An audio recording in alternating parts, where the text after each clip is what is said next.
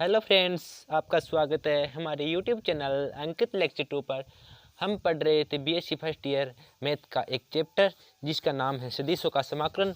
अभी तक हमने पीछे के लेक्चर के अंदर देखा एग्जाम्पल नंबर 6 तक। अब पढ़ेंगे हम एग्जाम्पल नंबर 7। चलिए स्टार्ट करते हैं आज का लेक्चर। क्या बोला गया है? क्वेश्चन में कहा गया है कि किसी समय t का मान है वो 0 के बराबर या t का मान 0 से बड़ा है पर कण का त्वरण दिया गया है, यानी a दिया गया है। a को मैं क्या लिख सकता हूँ? dv/dt लिख सकता हूँ ना। पता है त्वरण है, त्वरण को dv/dt यानी वेग में परिवर्तन की दर क्या कहलाता है? त्वरण कहलाता है।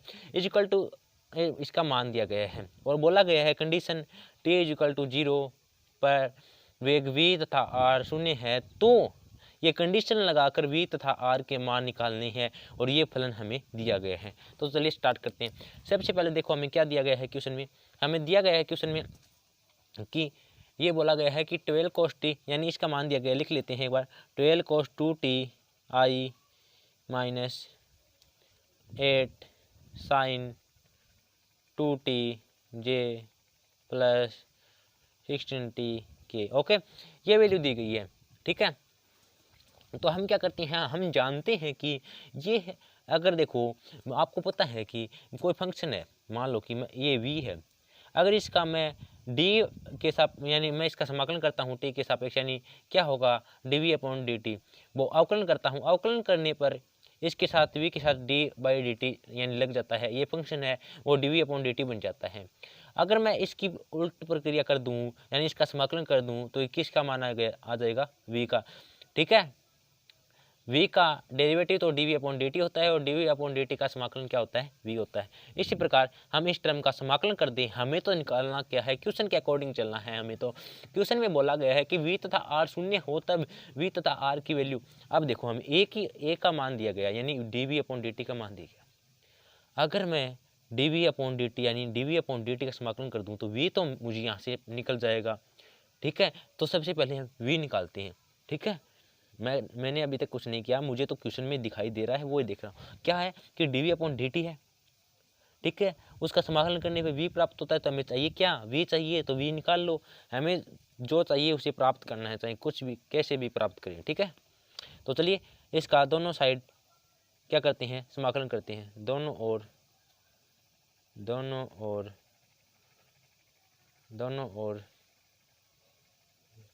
समाकलन, दोनों ओर समाकलन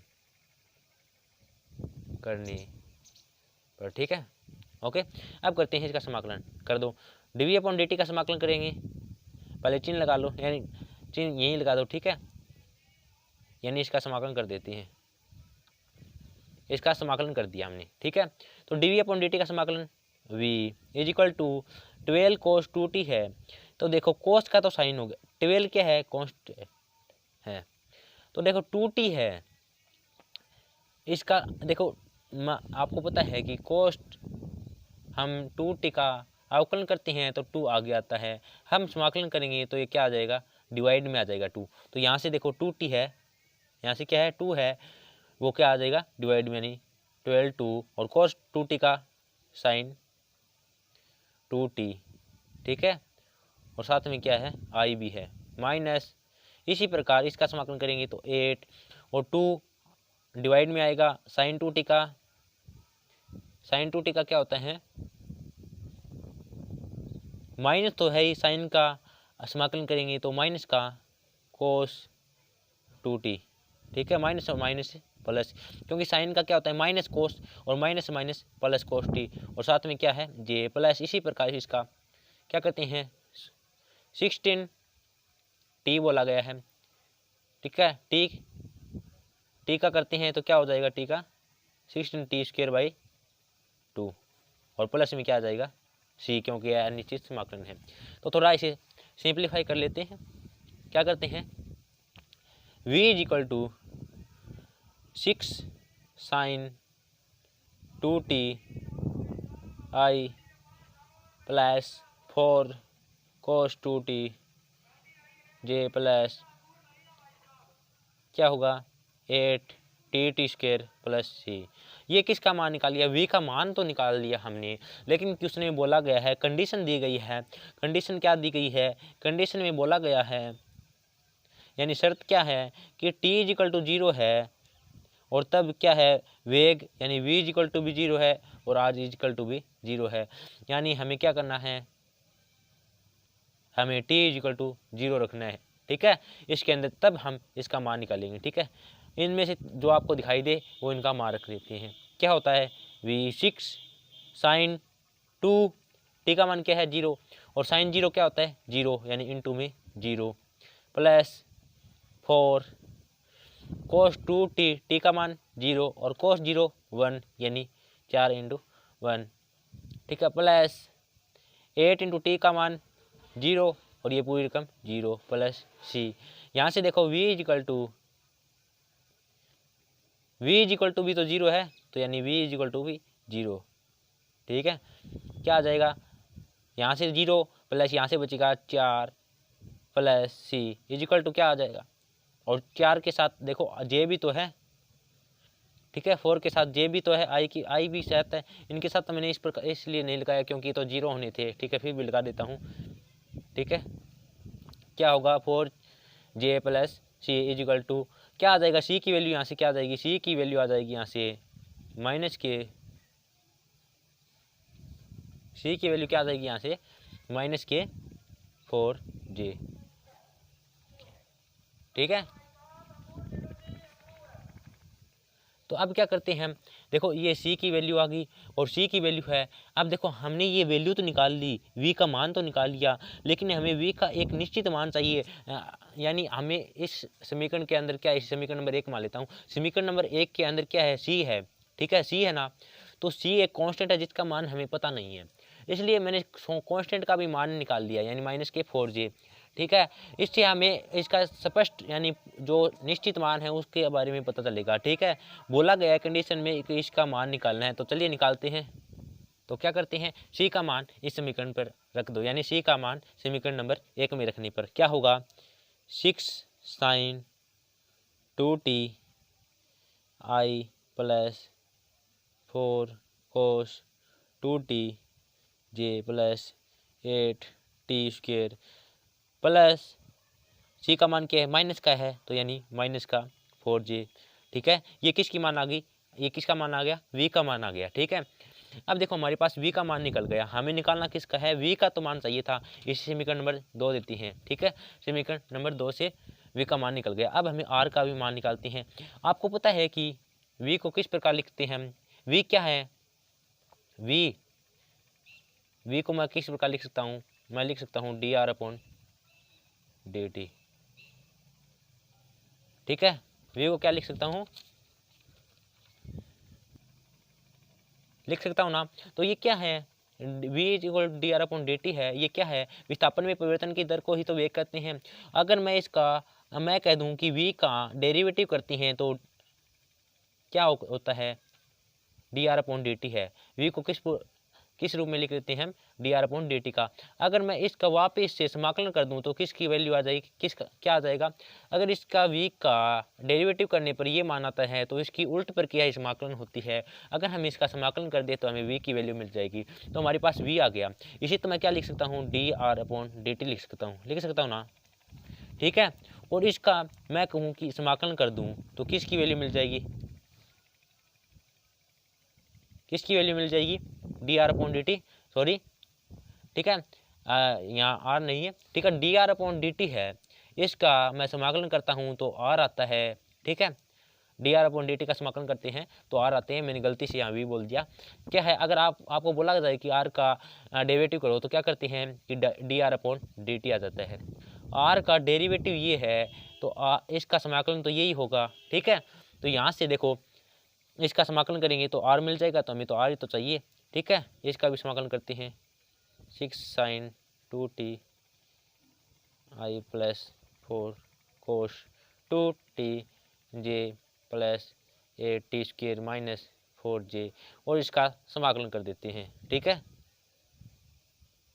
ठीक है। इसका समाकलन हल करते हैं, क्या होगा, ये तो क्या बन जाएगा r इजिकल टू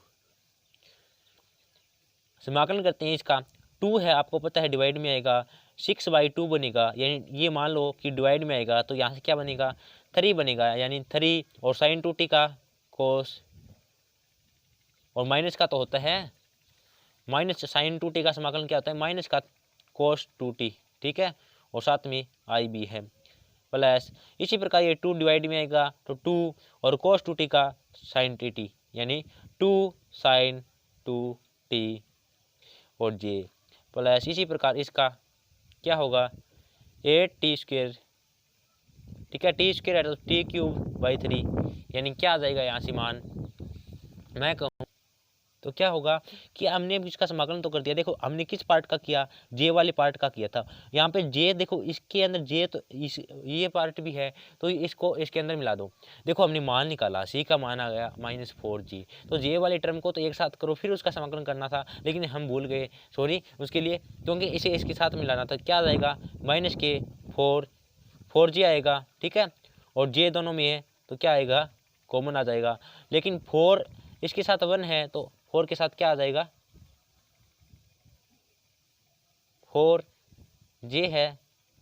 मैं कहूँ कि 1 है, 1 का समाकलन क्या होता है t होता है, तो 4t = 0, और अंत में क्या बचेगा प्लस यहाँ पे 8t² है तो 8t² का क्या हो जाएगा 8t³ 3, क्योंकि t है t² का t³ 3, और प्लस क्या, और साथ में क्या है सॉरी इसके साथ 8t के साथ के भी था हमारे साथ है, ठीक है, पीछे ये देखो, ठीक है, यहाँ से क्या था 8t के साथ के भी था, ठीक है, तो के भी और प्लस कांस्टेंट क्या आ जाएगा डी। देखो बहुत ईजी है, वैसे इनमें छोटी छोटी गलतियां हो जाती है क्योंकि हमने जल्दी से समाकलन किया तो इसके अंदर चिन्ह के निशान के लगाने के लिए, लेकिन आप इसका स्टेप बाय स्टेप करेंगे तो बहुत ईजी क्वेश्चन है, इसका समाकलन करना है, इसका अवकलन करना है, हो जाएगा, ठीक है। अब क्या करते हैं वो इसमें भी सेम कंडीशन हो गई कि डी आ गया, ठीक है, और इसका अनिश्चित मान हो गया, आर का मान तो निकल गया लेकिन अनिश्चित मान हो गया। इसके लिए हम क्या करते हैं, कंडीशन क्या दी थी, कंडीशन लगा लेते हैं, ठीक है। कंडीशन में क्या बोला गया था, कंडीशन में बोला गया था हमको, कंडीशन में बोला गया था कि t = 0 रखना है और v = 0, यानी v = भी 0, v = 0 भी और r = 0। तो इस समीकरण में यानी इसे समीकरण नंबर 3 मान लो और इसके अंदर ये मान रख दो, r = भी 0 है तो यानी 0 = -3 cos 2t है। देखो t है, t की वैल्यू क्या है 0, तो cos 0 क्या होता है 1, यहाँ से क्या आ जाएगा, यहाँ से आ जाएगा 3, यानी -3 i -3, और आगे से देखो cos 2t है, मैं एक बार की तो क्या होगा -3 i आ गई, ठीक है, और इसी प्रकार यहाँ पे प्लस है, ठीक है, और 2 sin 2t का मान 0, तो ये टर्म 0 और ये पूरी टर्म 0, 0 -4t = 0, यानी 0j, प्लस क्या होगा यहाँ भी t है तो ये पूरी टर्म 0, यानी 0k + d। यहाँ से d की वैल्यू ये देखो -3 है, इधर आएंगे तो +3, यानी d = क्या आ गया +3i, समीकरण नंबर 4, ठीक है। समीकरण नंबर 4 से किसका मान आ गया, डी का मान आ गया 3i, ठीक है। ये 3i इसके अंदर मान रख दो, क्या होगा r = यहाँ क्या था -3 cos 2t i + 2 sin 2t -4t j + 8t³ 3, ठीक है, कि प्लस के, और डी का मान क्या है, डी का मान 3i है, ठीक है। इसे इतना रहने दो तो ठीक है, वरना आई का वाले पार्ट को आई वाले पार्ट के साथ मिला देना, लेकिन ये तक भी आपका सही माना जाता है। अर्थात इस प्रकार इसके v तथा r के मान निकालने हैं, ठीक है।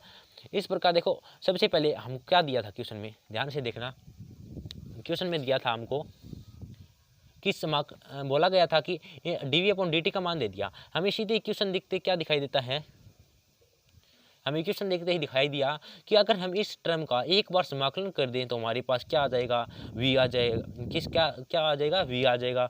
और फिर v का समाकलन करेंगे तो r आ जाएगा।